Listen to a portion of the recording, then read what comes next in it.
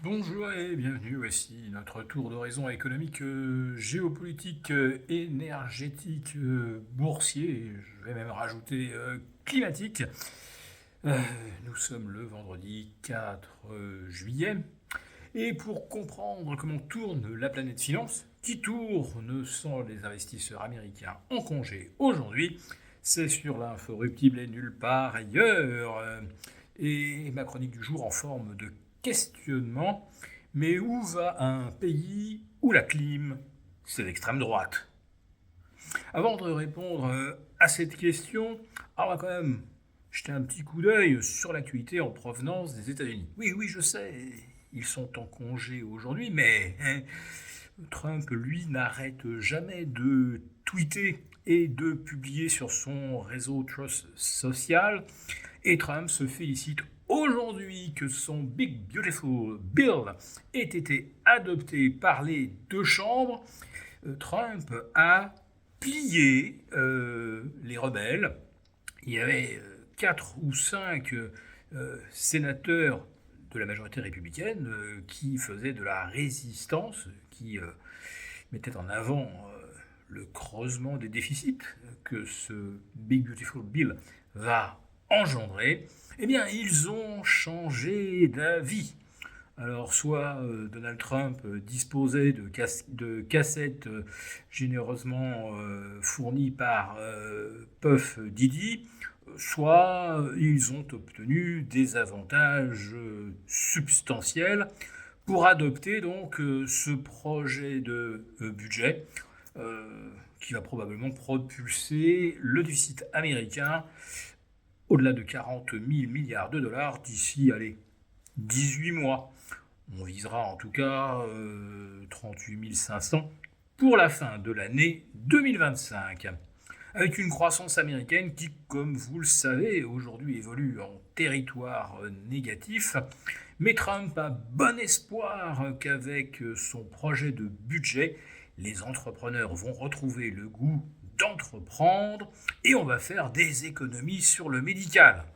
Alors vous avez compris que ça a déjà complètement plombé tous les laboratoires, mais également les grandes entreprises qui font de l'assurance maladie. Voilà, on a compris que les dotations pour la santé allaient fortement reculer.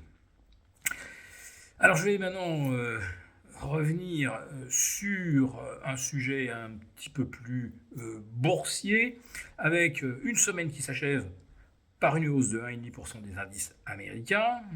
La semaine écourtée, puisqu'on a eu en fait 3 séances et demie, et 1,5% de gain tout de même, avec un quatrième record sur 5 séances pour le S&P et un cinquième record en 6 séances pour le Nasdaq.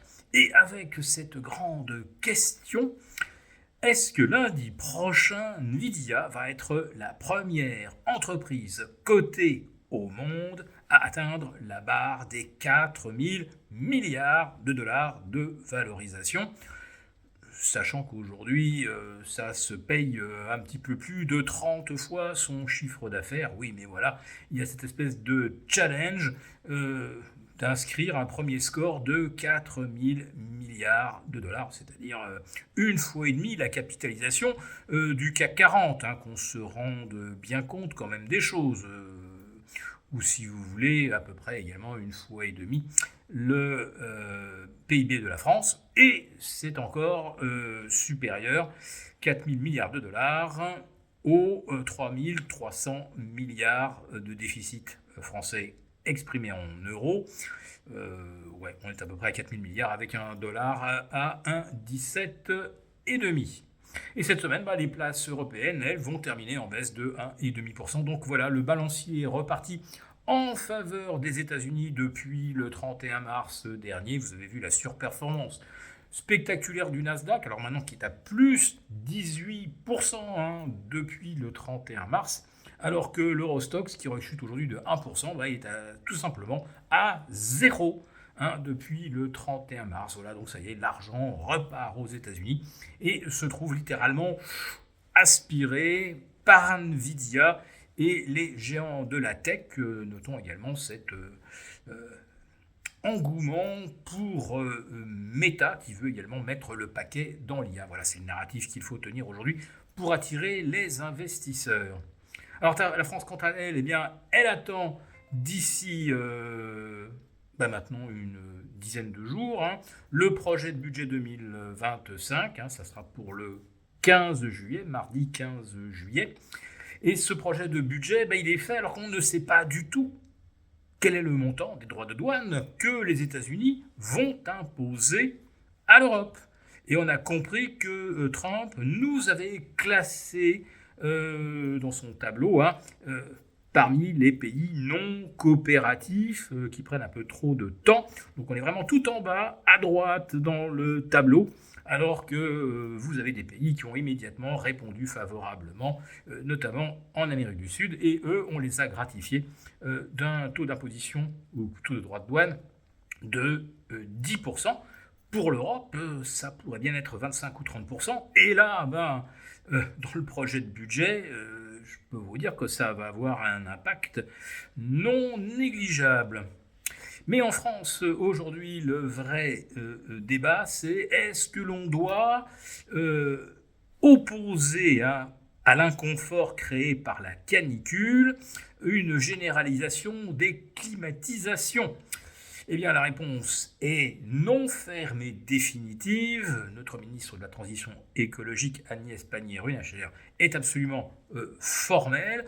La climatisation, c'est anti-écologique. Ça produit du CO2, ce qui est totalement faux, et ça se démontre très facilement, puisque l'été, on a des centrales nucléaires qui produisent déjà beaucoup trop de gigawatts.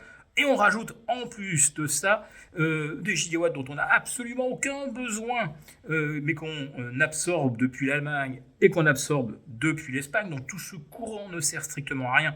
Et on est obligé de débrancher nos centrales nucléaires. Alors évidemment, les écolos ont beau jeu de dire « Regardez, Golfech, ils rejettent de l'eau trop chaude, tous les poissons vont mourir ». Non, ça fait depuis que la centrale a été créée qu'on sait qu'on peut l'arrêter l'été parce qu'il y a moins de demandes. Voilà, donc le réel est toujours tordu pour alimenter le narratif des escrolos. Ça ne produit pas de CO2, de consommer de la clim. Et quant à l'appareil lui-même, je peux vous dire qu'à côté d'un mât d'éolienne de 180 mètres immergé au large des côtes normandes, au large de la Baule ou du Nord-Pas-de-Calais, 35 000 tonnes de béton au pied d'une éolienne, ça représente quelques centaines de milliers d'appareils, de climatiseurs, qui par ailleurs d'ailleurs ont une signature carbone assez faible.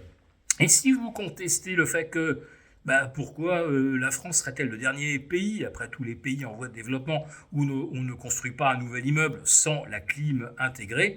Eh bien, si vous contestez le dogme écolo et les directives européennes, eh bien, c'est que vous êtes d'extrême droite, vous êtes un populiste. Allez, manque de peu qu'on vous dise que vous êtes également pro-Poutine, platiste, etc.